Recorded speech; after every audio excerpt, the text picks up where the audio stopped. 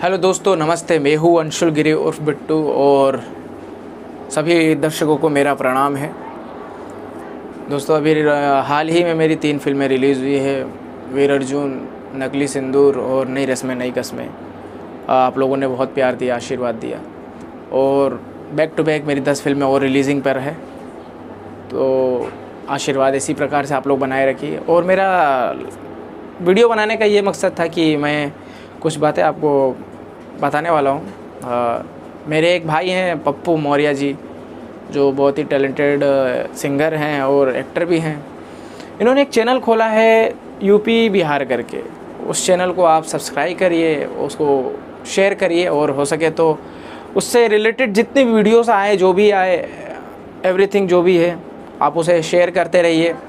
क्योंकि क्या है कि फ़िल्म इंडस्ट्री से रिलेटेड और भी जो चीज़ें होती हैं, न्यूज़ अपडेट्स, फिल्मों के अपडेट्स, म्यूज़िक के अपडेट्स, उस चैनल पर आपको देखने को मिलेगा। तो आप उस चैनल को सब्सक्राइब ज़रूर करें और मैं उसमें से एक सब्सक्राइबर मैं भी हूँ। तो धन्यवाद आप सभी लोगों को।